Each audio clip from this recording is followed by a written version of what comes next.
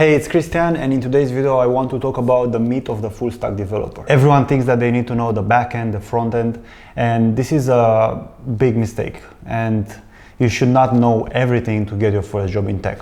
And I'm gonna explain why in this short video, because I want to save you a lot of time, a lot of energy, and as you'll see later in the video, I'll save you a lot of money as well. So why you don't have to be a full stack developer to land your first job in tech?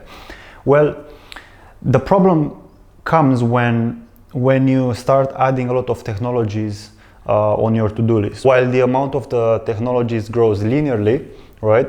Let's say you are learning HTML, CSS, JavaScript, a framework on the front end, and then you can keep working with JavaScript on the back end. You can learn Node.js, Express. You're gonna add a database such as MySQL, MongoDB. Maybe you're gonna learn GraphQL or Redis. The problem is that while the list of the technologies grows linearly, the complexity grows exponentially. So it's gonna be like this, right? Why that? Well, when you are learning one stack, you are just gonna deal with the problems that you're gonna have with that stack. But when you learn both of them, you need to understand more concepts. And you need to understand how they work together. What are the best practices for both of them, right? So you need to spend more and more time researching and trying to figure out a lot of other things instead of what I'm suggesting to most people and what I did and what some of my clients did to get their first job. I'm suggesting to them, hey, learn one thing, know it really well, and if you're a good programmer, people will hire you anyway, and you can learn other things in the job, right?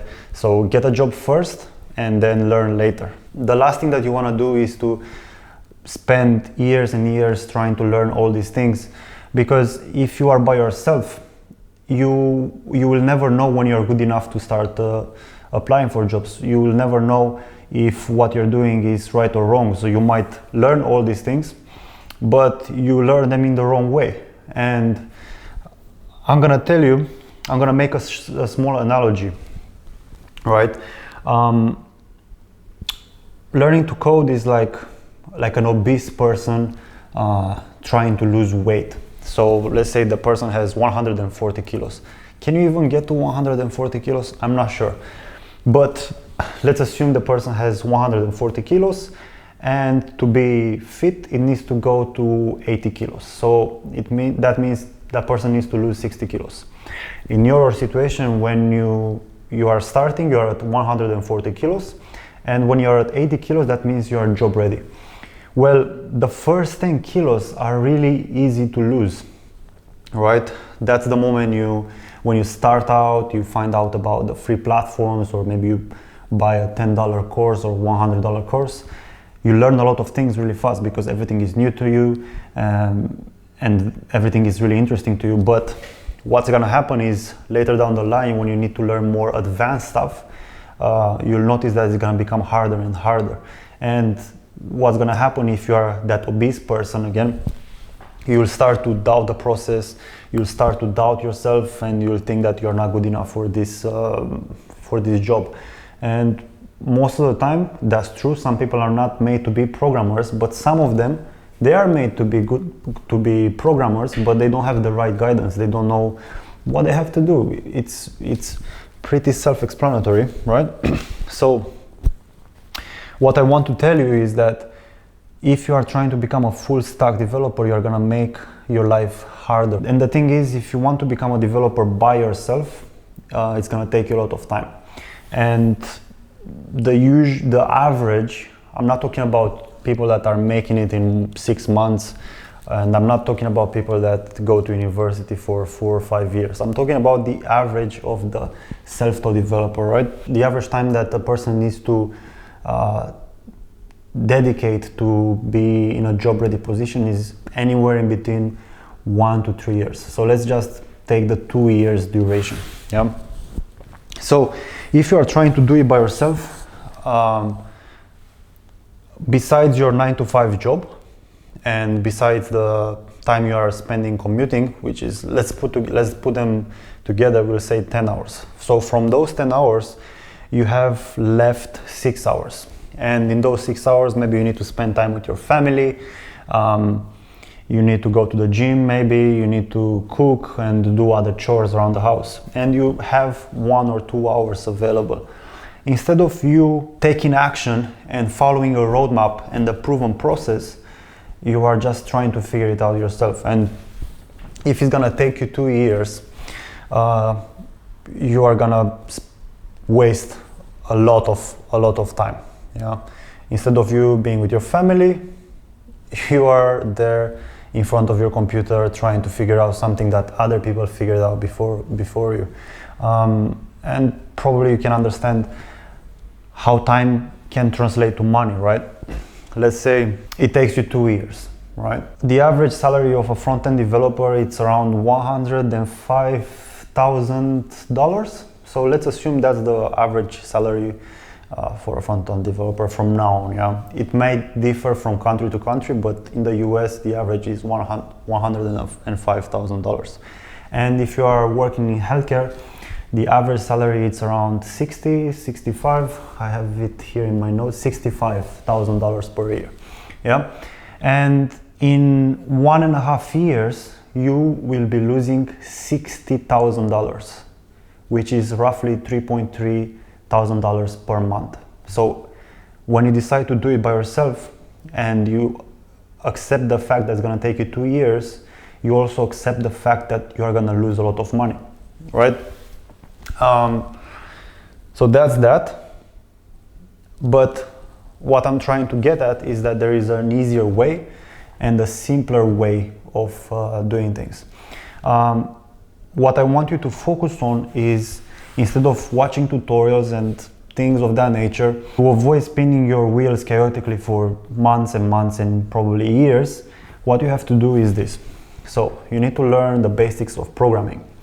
No matter if you're going to become a front-end developer or a back-end developer or both of them eventually, if you decide to do that, you still need to know how to think like a programmer. This is really key, right? Most people just learn a framework or Bootstrap or things like silly things like that instead of focusing on the fundamentals.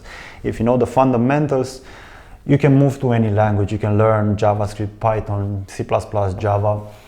The thinking, it's translatable to any technology or framework that's going to come in the next 6 months or in the next 5 years or whatever. So focus on the fundamentals so you can save yourself some time. The other thing that you need to learn is how to solve problems. I've been talking about this a lot, but you as a developer, you are not paid to write code. You are paid to solve problems using your code. And the more complex the problems that you're solving are, the more money you're gonna make, the more time you're gonna be able to spend with your family. You're gonna be able to work remote, travel, and enjoy life more, right? So that's what you wanna get at, I assume. Probably that's why you're here, because you don't wanna be in a dead-end job or you don't wanna do a boring job. You wanna work a job that's fulfilling and makes you happy as well, right? Okay, so after you learn the programming fundamentals, the next thing that you need to do is to build projects. Yeah, I see a lot of people saying that, oh, it's really hard for me to get my first job in tech. And then I look at their portfolios and they either don't have anything in there, or they have a lot of applications but they are copied from tutorials, or they have their own applications but they are really copy and they are not really simulating a real world kind of application. Yeah, that's why that's where I want to get at. You don't need to have 50 applications. If you have one application, like one of my clients that recently got a job, he only had one application. And if you have a good application, you can show potential employers that you are not a risk, for them. And funny enough, a lot of people are saying there are not enough positions for entry-level people. Of course, who wants to hire a junior?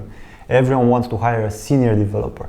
And this happened to me and to my client as well. The position advertised was for a senior developer, right? So he applied there and he got a job.